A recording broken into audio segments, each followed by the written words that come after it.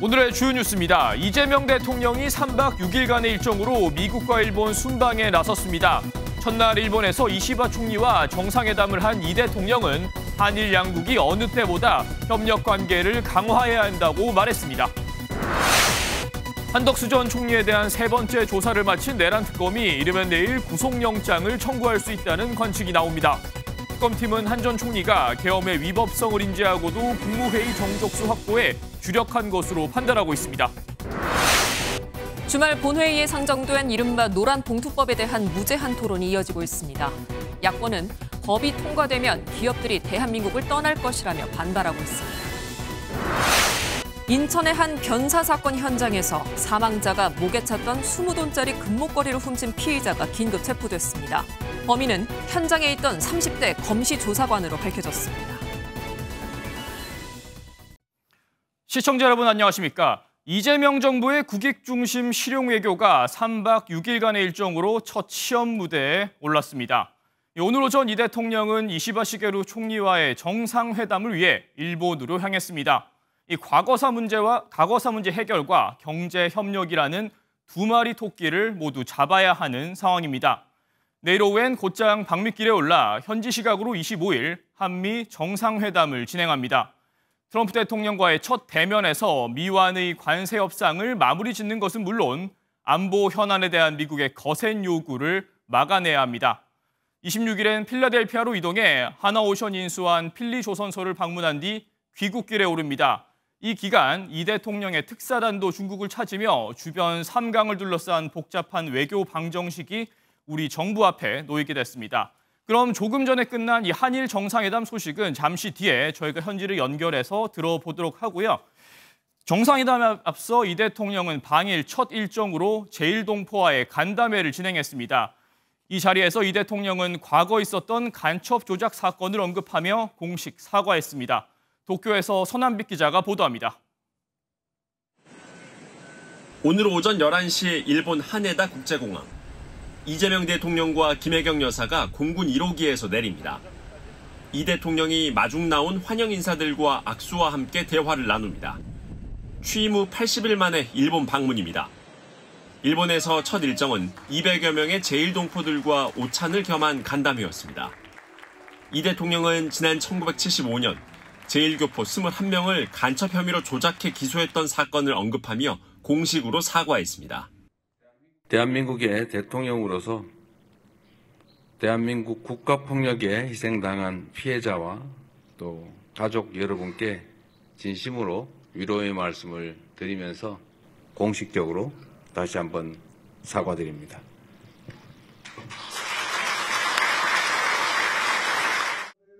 제1동포들은 한일 간 협력이 필요하다고 강조했습니다. 다양해진 모든 제1동포 사회와 이제는 단단한 선진국이 된 모든 대한민국이 함께 밝은 미래로 향해 발전하기 위해서는 무엇보다 한일 양국 간의 협력과 의호가 절실합니다. 이 대통령은 아울러 대한민국의 주인으로서 투표에도 참여해 역할을 다해달라고 당부했습니다. 우리 대통령이 양자 외교 첫 방문으로 일본에 온 건 한일 국교 정상화 이후 이번이 처음입니다. 일본 언론들도 이러한 점을 부각하면서 한일 관계 개선에 대한 기대감을 드러냈습니다. 지금까지 도쿄에서 MBN 뉴스 서남빛입니다. 이 대통령은 일본에 있지만 외교 통상 분야의 핵심 라인들은 한미 정상회담 준비를 위해 워싱턴에 총집결했습니다. 조현 외교부 장관은 마코 루비오 미 국무장관을 만났는데요. 이 표면적으로는 미래지향적 의제를 강조했지만 미국의 값비싼 안보 청구서가 벌써부터 예고됐다는 관측입니다. 워싱턴에서 강영구 특파원이 보도합니다. 조현 외교부 장관이 마코 루비오 미 국무장관과 마주 앉았습니다. 양측은 기술경제 협력과 대북공조, 한미일 협력 강화를 논의했습니다. 하지만 핵심은 안보 비용 분담이었습니다. 미 국무부 발표에서도 인도태평양 억지력 강화와 공동부담 확대가 강조됐습니다. 이는 한국의 더 많은 역할, 즉 중국 견제와 주한미군 분담금 증액으로 연결될 수 있습니다. 특히 트럼프 대통령 특유의 협상 방식인 황당한 수준의 숫자를 갑작스럽게 제시하며 즉석에서 답을 요구하는 장면이 정상회담에서 재현될 수 있다는 우려입니다. 여기에 더해 통상 분야도 변수입니다. 최근 타결된 관세 합의에도 불구하고 일부 농산물 분야에서 이견이 남아있어 협상이 꼬일 경우 정상회담의 또 다른 뇌관이 될 수 있습니다.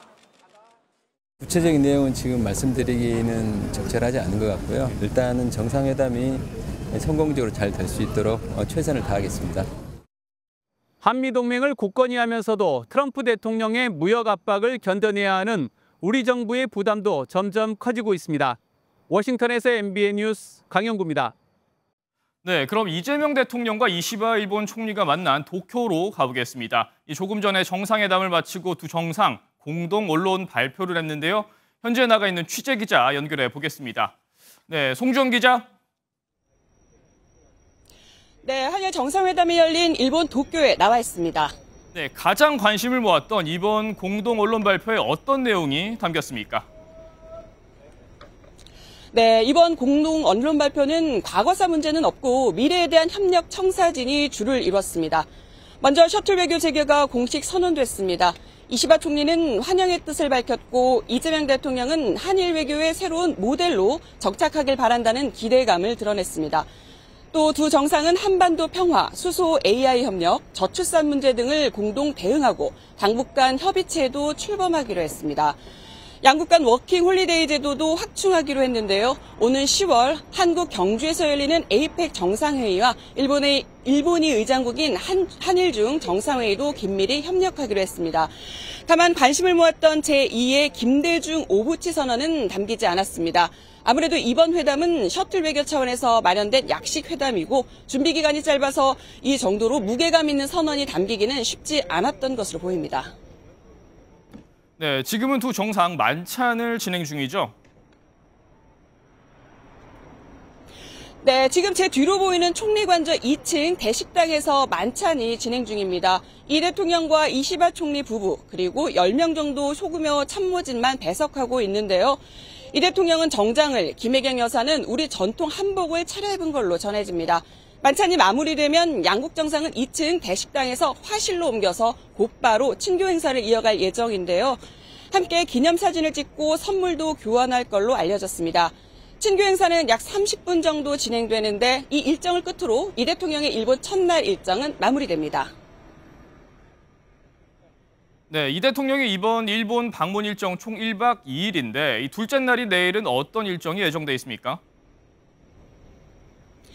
네, 내일은 스가 전 총리 등 일본 의회 주요 인사들을 만납니다. 스가 전 총리는 지난달 30일 이란 의원 연맹 회장 자격으로 이 대통령을 예방하기도 했는데요. 이때 한일 간 미래지향적 관계 발전에 공감한 만큼 구체적인 방안에 대해 의견을 교환할 걸로 보입니다. 오후에는 일본을 떠나 트럼프 대통령과의 정상회담을 위해 미국으로 떠납니다. 지금까지 일본 도쿄에서 MBN 뉴스 송주영입니다. 네, 67일 만에 만난 한일 정상 어떤 얘기를 나눴을까요? 대통령실 출입하는 표선우 기자와 자세한 얘기 짚어보겠습니다. 네, 이 표 기자, 앞서 저희가 공동 발표 소식도 전해드렸고, 근데 사실 그 이전부터 확대 회담이 진행될 때부터 이 양 정상 상당히 훈훈한 분위기를 좀 연출했던 것 같습니다. 네, 요약하면 두 정상 모두 협력을 강조했습니다. 확대 회담은 이시바 총리 먼저 발언을 했죠. 이시바 총리는 한일 관계 강화는 양국뿐 아니라 이 지역 전체의 이익이라면서 한미일 협력 강화를 강조했습니다.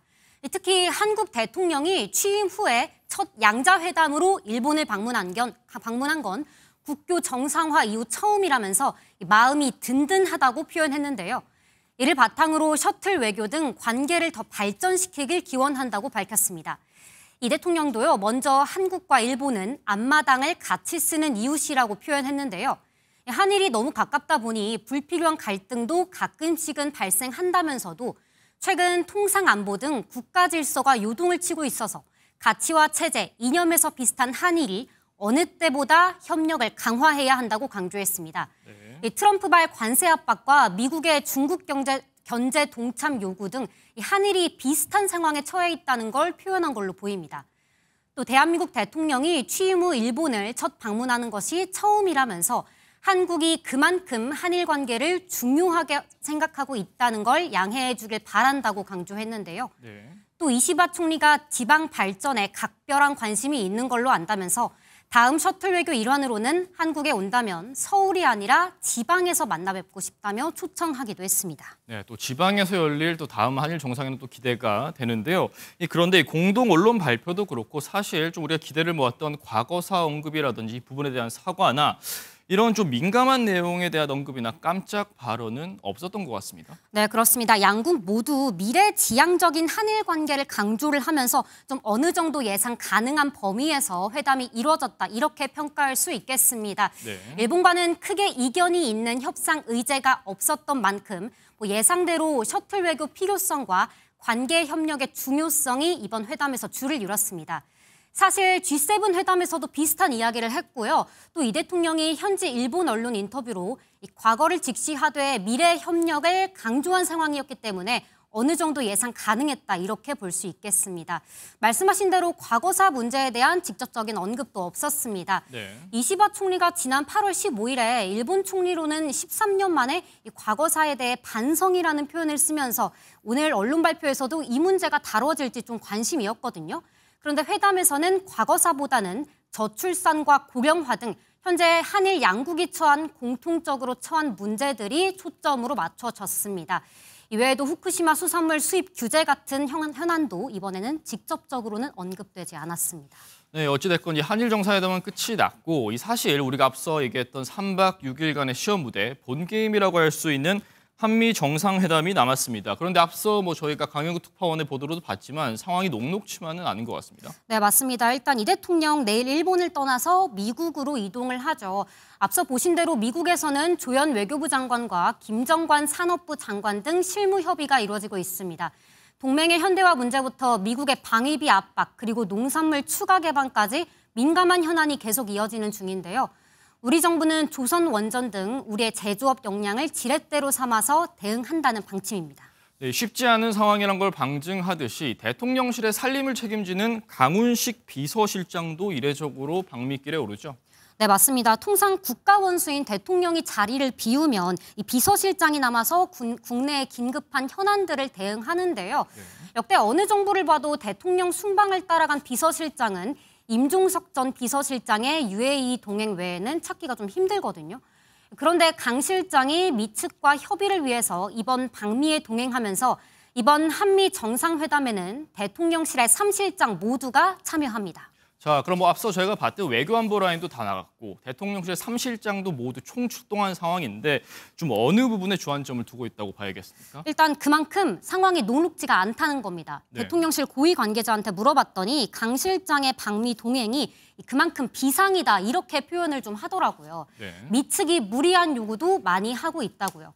강 실장 내일 출국해서 이 대통령과 함께 백악관 일정을 소화할 예정인데요. 강 실장의 카운터파트인 수지 와일스 비서실장, 이 백악관 실세이자 별명이 얼음 아가씨일 정도로 호락호락한 인물이 아니라고 평가받습니다. 트럼프가 특히 귀담아듣는 핵심 인물로 전해지는데 우리도 카운터파트인 강 실장을 동행시켜서 협상을 좀 수월하게 하기 위함으로 보입니다. 네, 여기까지 듣겠습니다. 지금까지 정치부 표선우 기자였습니다. 지금부터는 특검 관련 소식입니다. 오늘도 특검에 불출석한 김건희 여사가 다음 주 월요일 재소환 통보를 받았습니다. 같은 시간 건진법사 전성배 씨도 출석이 예정되어 있는데 전 씨가 진술을 바꾼다면 특검이 두 사람을 대질 신문할 수 있다는 관측이 나옵니다. 먼저 노하린 기자입니다. 김건희 여사는 오늘 건강 문제를 이유로 예정된 특검 조사에 나오지 않았습니다. 특검팀은 오는 25일 오전 10시에 출석하라고 통보했는데 공교롭게도 앞서 구속된 건진법사 전성배 씨도 같은 시간에 조사를 받습니다. 이 때문에 일각에서는 특검팀이 두 사람에 대한 대질 신문을 할 수 있다는 주장도 나옵니다. 앞서 전 씨는 통일교 측으로부터 청탁 목적으로 준 것으로 의심되는 고가 다이아몬드 목걸이와 샤넬 가방을 받았지만 잃어버려 김 여사에게 주지 못했다고 주장해왔습니다. 하지만 검찰이 유경옥 전 대통령실 행정관이 가방을 다른 물건으로 바꾼 정황을 확인하자 심부름을 시켰다며 말을 바꿨습니다. 결국 특검은 구속된 전 씨가 심경의 변화로 자신의 혐의를 시인하거나 과거 행적에 대한 진술이 김 여사 측과 다를 경우 대질 신문을 진행할 것으로 보입니다. 구속영장 심사 포기한 이유가 뭔가요? 통일교 철탑 갈선 혐의 인정하시나요? 실제 전 씨는 구속 전 여러 사람이 고초를 겪는 상황을 견딜 수 없다는 심경을 주변에 전한 것으로 알려졌습니다. 반면 김 여사는 이전 특검 조사에서 자신의 혐의에 대해 대부분 진술 거부권을 행사하고 있습니다. 특검팀은 충분한 물증이 확보돼 혐의 입증은 문제가 없다는 입장인데 결국 두 사람이 혐의를 시인할지도 관심입니다. MBN 뉴스 노하림입니다. 김 여사가 특검의 소환 요구를 재차 미루면서 조사할 내용이 많은 특검팀은 시간에 쫓길 수밖에 없는 상황이 됐습니다. 이에 민주당이 특검의 수사 기간을 연장하고 또 인력을 대폭 보강하는 이른바 더 센 특검법을 법사위에 상정하기로 했습니다. 이어서 박규원 기자입니다. 민중기 특별검사팀이 수사하고 있는 김건희 여사의 혐의는 총 16개입니다. 방대한 양을 다뤄야 하는 만큼 특검팀은 김 여사의 구속기한을 연장하며 재차 소환 일정을 잡고 있습니다. 하지만 김 여사 측은 건강상의 이유로 불출석 사유서를 제출하며 두 차례 소환 일정을 연기했습니다. 수사기한을 최대한 늘려도 11월 말까지라 촉박하다는 지적이 나오자 민주당은 모레 특검팀 인력을 보강하는 내용을 담은 특검법 개정안을 국회 법사위 전체 회의에 상정하기로 결정했습니다. 이날 회의는 민주당 소속 추미애 법사위원장이 선출된 뒤 열리는 첫 전체 회의입니다. 김건희 특검법 개정안은 법사위 간사인 김용민 의원과 법사위원 서영교 의원이 대표 발의했습니다. 김 의원이 발의한 개정안에는 부정이익 수수 의혹을 수사 대상에 추가하고 파견 검사를 40명에서 80명으로 늘리는 방안 등이 담겼습니다. 서 의원은 파견 검사를 70명으로 보강하고 기본 수사 기간을 90일에서 120일로 연장하는 내용을 발의했습니다. 법사위에선 또 윤석열 전 대통령 체포영장 집행 당시 서울구치소 내 CCTV 영상자료 제출 요구도 의결할 전망입니다. MBN 뉴스 박규원입니다. 내란 특검팀이 이르면 내일 한덕수 전 국무총리에 대한 구속영장을 청구할 전망입니다. 계엄 선포문을 보지 못했다던 그동안의 진술을 뒤집고 윤 전 대통령으로부터 받았다고 최근 말을 바꾼 것이 자충수가 됐다는 분석입니다.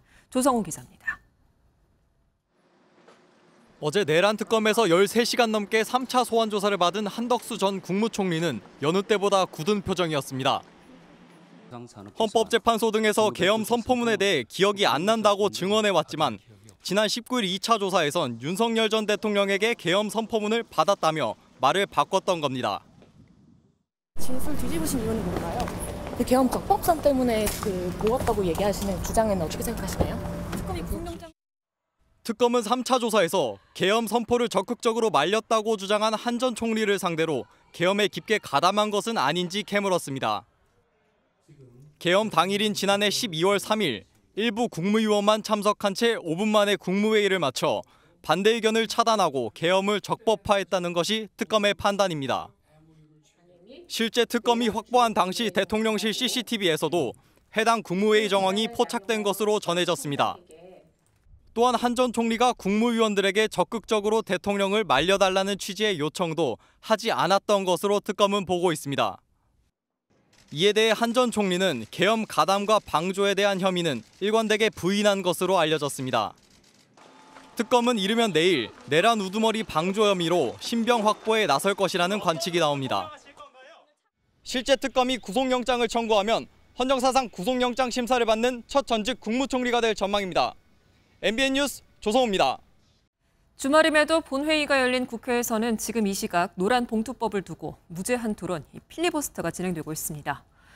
야당은 기업들이 나라를 떠날 법이라면서 강하게 반대하고 있습니다만 내일 오전이면 법은 통과될 전망입니다. 이병주 기자입니다. 국민의힘 전당대회 일정으로 하루 쉰 국회 본회의에는 예정대로 노조법 개정안이 상정됐습니다. 노란 봉투법이라고 불리는 이 법안은 하청 노동자가 원청과 직접 교섭할 수 있도록 하고 파업 노동자에 대한 기업의 손해배상 청구를 제한하는 게 핵심입니다.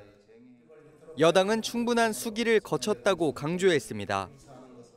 본회의를 통과하더라도 시행 시기는 6개월 뒤부터이기 때문에 정부에서 법에 답지 못한 세부적인 절차들을 만들어 법에 반대하며 무제한 토론에 나선 국민의힘은 여권이 민주노총 기득권 지키기에 나섰다고 반발했습니다. 법이 시행되면 기업들이 대한민국을 떠날 것이라고 강조했습니다. 해외로 하청을 옮기거나 오히려 자기들 회사 안으로 그 제조 라인을 집어넣기 때문에 하청 같은 경우는 어려움에 처한다. 삼성전자 사장 출신 고동진 의원도 부모와 자식의 일자리가 줄어들 것이라고 우려했고, 오세훈 서울시장은 42만 명 수준의 쉬는 청년이 100만 명에 이를 것이라고 경고했습니다. 국회법에 따라 재적의원 5분의 3 이상인 180명이 찬성하면 무제한 토론도 24시간 뒤부터 중단시킬 수 있는 만큼 노란봉투법은 내일 오전 여권 주도로 통과될 전망입니다. 곧이어 다른 쟁점 법안인 2차 상법 개정안도 본회의에 오를 예정이라 여야 대치는 휴일에도 계속될 것으로 보입니다. MBN 뉴스 이병주입니다.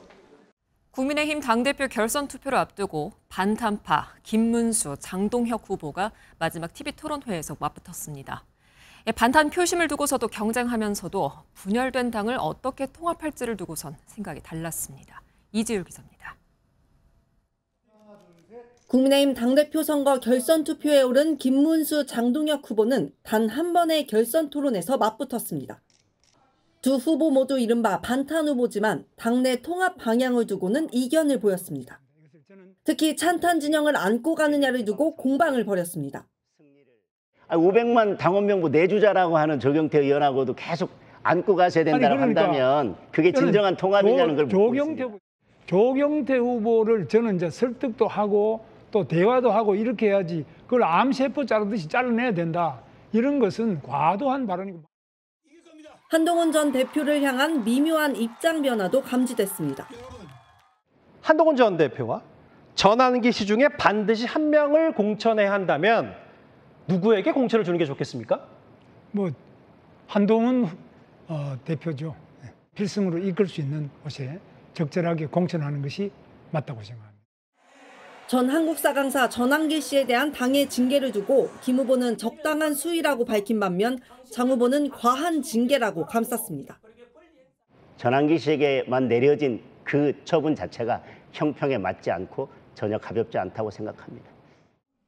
결선이 반탄 매치로 성사되면서 김 후보는 찬탄파 끌어안기를, 장 후보는 선명한 반탄 노선을 노린 것으로 분석됩니다.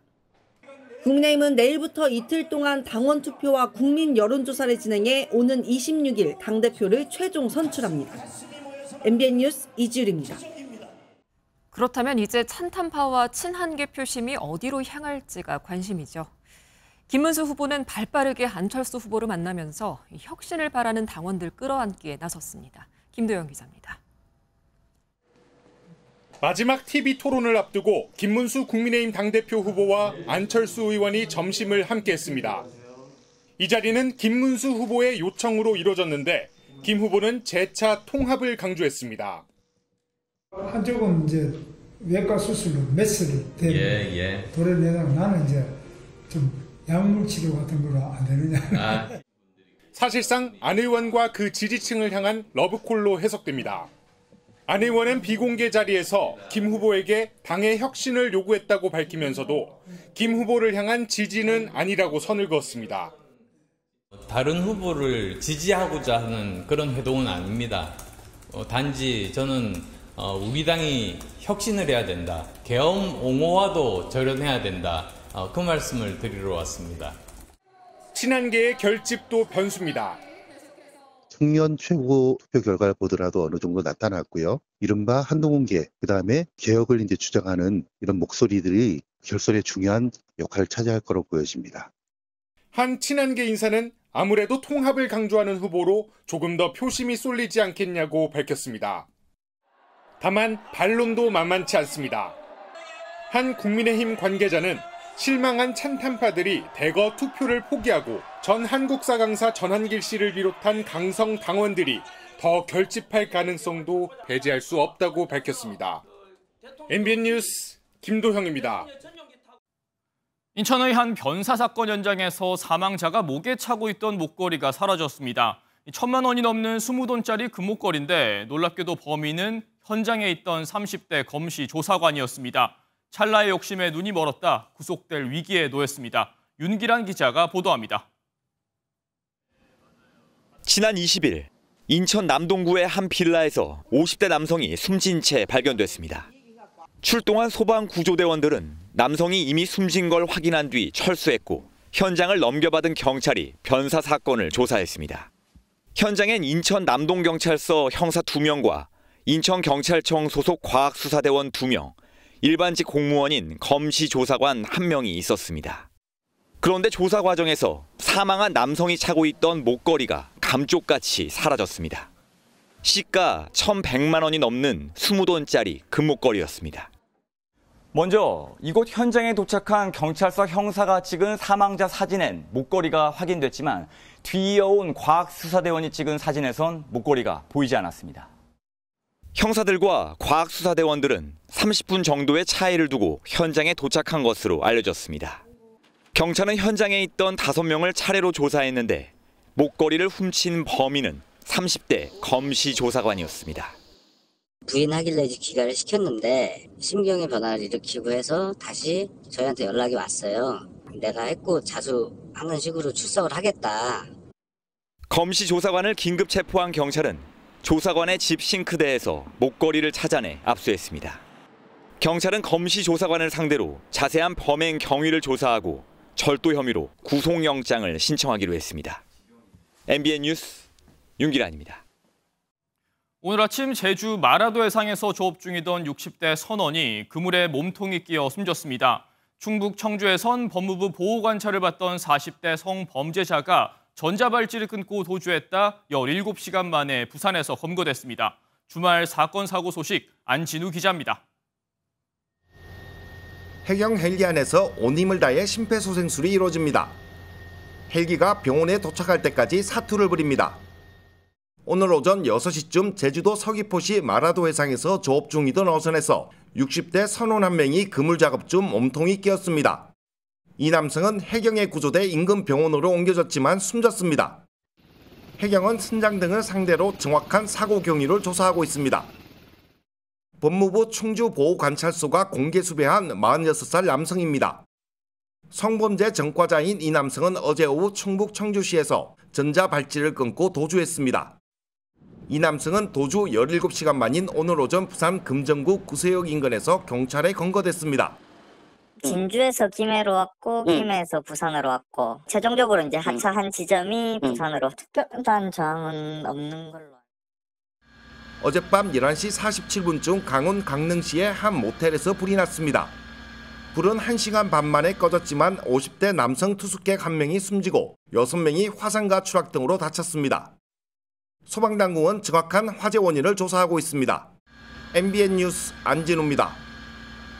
오늘은 무더위가 물러간다는 처서입니다. 하지만 30도를 웃도는 폭염 속에 처서는 옛말이 돼버린 듯합니다. 저수지가 바닥을 드러낸 강릉에선 급기야 기우제까지 열렸습니다. 보도에 김민수 기자입니다. 강릉 단오제 보존회 회원들이 엄숙하게 기우제를 진행하고 있습니다. 30도를 웃도는 날씨에도 갓을 쓰고 도포를 갖춰 입은 채 일제히 큰 절을 올립니다. 기우제에 이어 굿판을 벌여 산과 바다, 땅의 신들께도 단비를 간절히 기원합니다.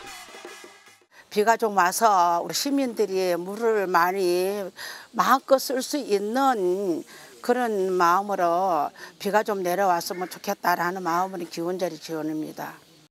최악의 가뭄을 겪고 있는 강릉은 젖줄인 오봉저수지마저 바닥을 빠르게 드러내고 있습니다. 어제 저수율이 처음 10%대가 됐고 수도계량기 75%를 잠가야 하는 기준인 저수율 15% 선 붕괴도 눈앞에 두고 있습니다. 상공의 이중고기압이 뚜껑처럼 덮고 있으면서 남서풍이 유입되고 이 남서풍이 태백산맥을 넘으면서 고온 건조한 바람으로 바뀌어 강릉시를 향하고 있습니다. 서쪽 내륙 지역도 더웠지만 수증기가 증발해 소나기라도 내린 것과는 대조적입니다. 수증기가 지속적으로 유입되는 가운데 지상이 가열되면서 내륙 지역엔 이렇게 곳곳에 소나기 구름이 만들어졌습니다. 여름 더위가 물러간다는 처서지만 전국 대부분 지역에 폭염특보가 발령되면서 절기를 무색하게 했습니다. 북쪽 저기압의 영향으로 다음 주 초엔 한 차례 비가 내립니다. 모레인 25일에는 북쪽 기압골의 영향으로 중부지방과 전라권에 비가 예상되는 가운데 인천, 경기 북부에는 최대 60mm의 비가 내리겠습니다. 하지만 상층 고기압이 버티고 있어서 비가 내린 뒤에도 폭염은 계속될 것으로 보입니다. MBN 뉴스 김일수입니다. 러시아와 우크라이나의 정상회담 성사가 불투명해지면서 종전은 더욱더 멀어지는 분위기입니다. 서로 비난하며 신경전을 이어가자 이를 지켜보던 트럼프 대통령이 중재를 포기할 수 있다고 경고했습니다. 한유혜 기자입니다. 미국의 중재에도 러시아와 우크라이나 양국은 연일 비난전을 이어가고 있습니다. 우크라이나는 러시아가 시간을 벌기 위해 온갖 수단을 다하고 있다고 비판했고 Русські пробують зараз що ще зробити, щоб не зустрічатися. Питання ж не просто в зустрічі. Питання в тому, що вони не хочуть закінчувати війну. 러시아는 양국 회담이 성사되지 못하는 이유를 젤렌스키 우크라이나 대통령 탓으로 돌렸습니다. Including no NATO membership, including the discussion of territorial issues, and Zelensky said no to everything. 종전 협상에 진척은 없고 서로 간의 비난점만 난무하는 가운데 해결사를 자처했던 트럼프 미국 대통령은 결국 중재를 포기할 수 있다는 뜻까지 내비쳤습니다. Or do we do nothing and say it's your fight? 앞으로 2주간 양국의 태도를 파악한 후 대대적인 제재나 관세를 도입할지 아니면 중재에서 빠질지 결정하겠다는 겁니다. 일각에서는 트럼프 대통령의 이 같은 발언이 러시아와 우크라이나 양쪽 모두에 양보를 압박한 것이란 해석도 나오고 있습니다.